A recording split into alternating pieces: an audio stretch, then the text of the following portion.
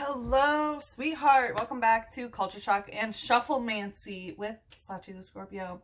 A reminder, I am doing a special spread for the eclipse messages of what is happening in your chart at 8 degrees Gemini for the eclipse that already happened on the 30th of November, and also the 22 degrees Sagittarius solar eclipse that is going to be happening on the 14th of December. We take a look in that axis and use the tarot to find a little bit deeper after doing an astrological analysis. So if you're interested in that, let me know. It's 3333 and it's only available through the 13th. So let's see what's going on for the collective.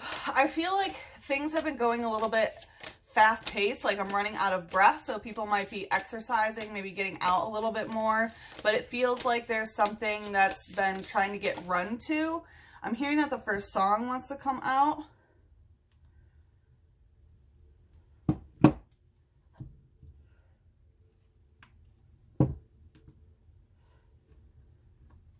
We have Marvin Gaye and Miriam Makeba coming out.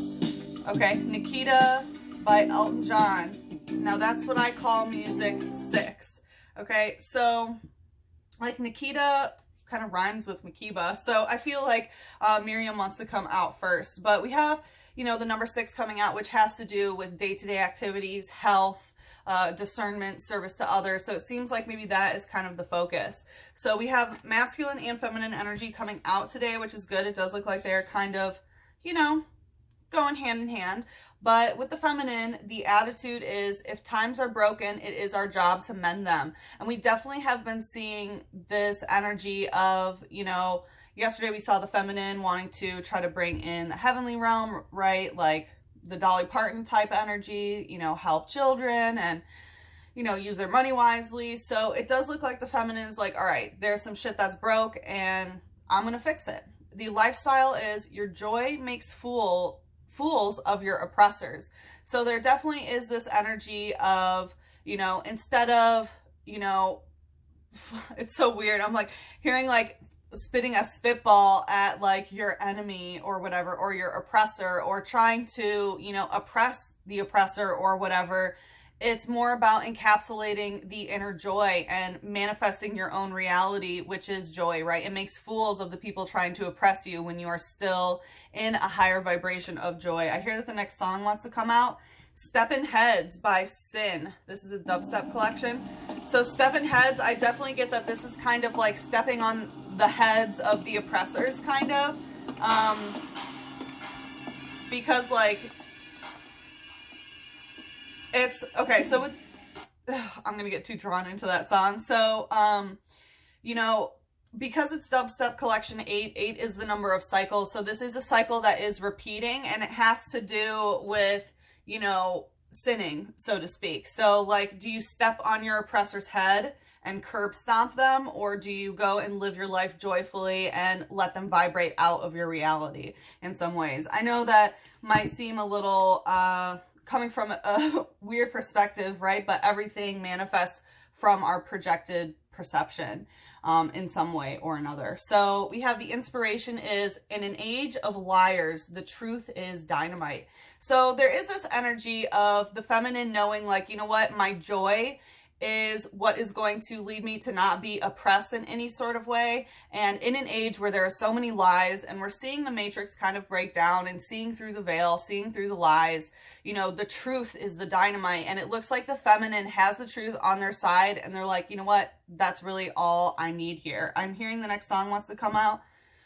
Drifting Sideways, Toy to Burger Walled Mix by Division.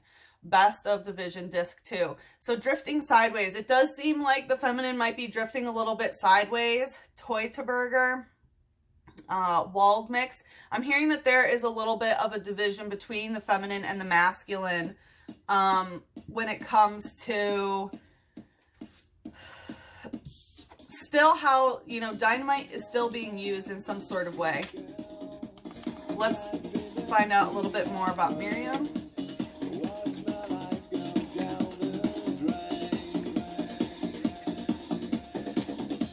So it does feel like what the division is, so, you know, it talks about like watching my life go down the drain. So it does feel like some of the feminine is divided where, you know, some of them are kind of letting their life go down the drain while others are, you know, allowing their joy and truth to set them free. So we have Miriam Makeba from South Africa, 1932 to 2008.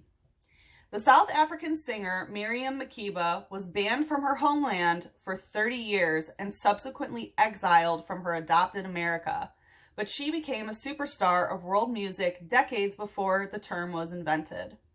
A tireless anti-apartheid campaigner, civil rights activist, and spokesperson for the oppressed, Mama Africa was the first African artist to have an international impact. Her effortlessly soulful voice and haunting melodies expressed the pain of exile and dislocation and articulated universal themes of struggle and self-determination during a period when the message was most urgent. So it definitely feels like the feminine is picking up on, you know, the urgent message of, you know, what it's like to be exiled and dislocated and to be, you know, taken from your homeland type energy. I'm not really sure what's happening in current events in South Africa at the moment, but there might be some, you know, emphasis on that. But, you know, she was definitely a voice for those who have been misplaced, those who have been, you know, hurt by civil rights or apartheid and things like that. So, or apartheid. So, this is definitely, you know, kind of a freedom fighting feminine energy. I am hearing that another song wants to come out, Only Man by Audio Bullies. So the Ministry of Sound. What I'm getting is like there's something about the masculine that the feminine is really having a difficulty with, and it has to do with bullying energy. And may I remind that we have a lot of dubstep today, so a lot of like pretty heavy movement in the emotional world, I would say. Yeah, so I will give a reminder that the feminine does not mean females and the masculine does not mean males, okay? So just a friendly reminder about that. So we have Marvin Gaye coming out for the masculine. So the attitude is, don't fool around with something you cherish. So it does feel like the masculine has understood that, you know, it seems like the feminine has kind of been fooling around, even though they've been cherished. There is this aspect of understanding that they do cherish the divine feminine, and how they honor that. The lifestyle is, there is madness in love, but also reason in madness. So it seems like the masculine is really trying to, you know, bring some masculine energy, right? The structure to what love is, right? Also understanding the reason, trying to do like, understand their own thought patterns in the madness, which is in love. So it looks like they're going a little bit bonkers, I'm hearing. We have sightings, Craig Armstrong, the best chill out ever. So they've had some sightings, which I'm getting, they've seen, you know, the divine feminine and how chill the divine feminine is being. And that's kind of like, it's like madness to them in some sort of way. The inspiration is, a selfless heart is all you need to get by. So it looks like the masculine is really trying to be selfless towards their heart, towards love, and, you know, try to be giving in some sort of way. Let's see. Let's learn a little bit more about Marvin Gaye. I am hearing that a song wants to come out.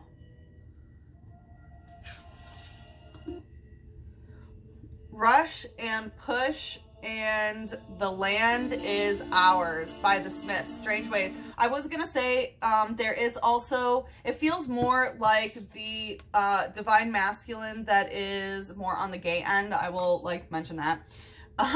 But Rush and Push and The Land Is Ours. So there definitely is this energy, right, of kind of still warring in some sort of way, the Smiths, which is very much, it does feel like, you know, some of the lesser evolved masculine energy. There is some strange ways, there's some strangeness going on about, you know, how to rush the process. Remember how I said I was feeling out of breath? How to rush this and how to keep pushing to try to get this land. And the feminine's like, I'm not going to, you know, fight for land. Like, the truth is my dynamite, so to speak.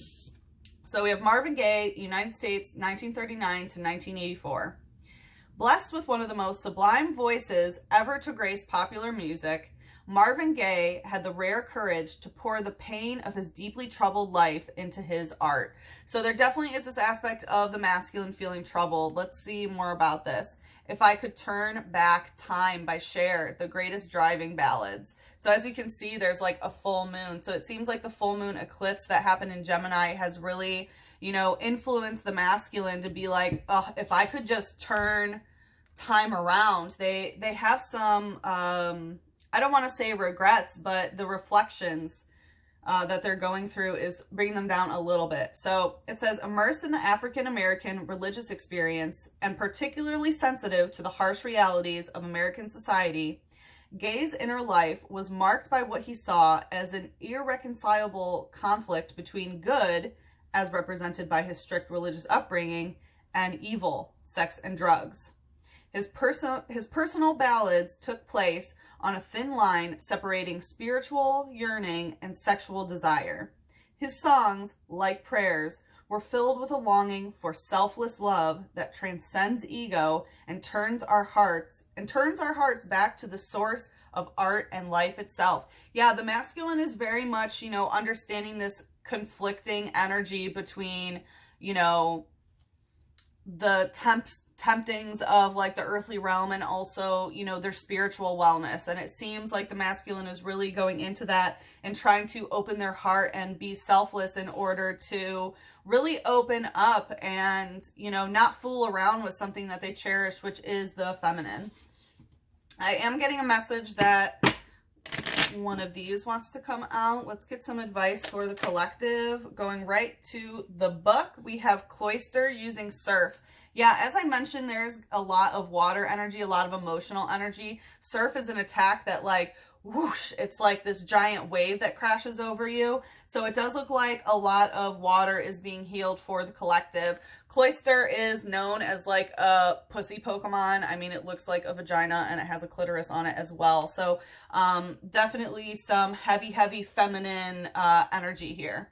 It says, its shell is extremely hard. It cannot be shattered even with a bomb. The shell opens only when it's attacking. Yeah, so that's kind of what the feminine is like. Like, you know, it's so sturdy. It can, you know, withstand this sort of attack, can withstand the bombs and things, right? Because the feminine's like, truth is my dynamite. You know, I'm good. Let me shut my cloister and I'm good. And it talks about only opening when it's attacking. So it looks like the feminine is really only opening when it's using its truth as a weapon, basically. So there you go. I hope that you got the collective messages necessary. I am sending everyone so much love, a big hug, and a kiss on your third eye. Mwah.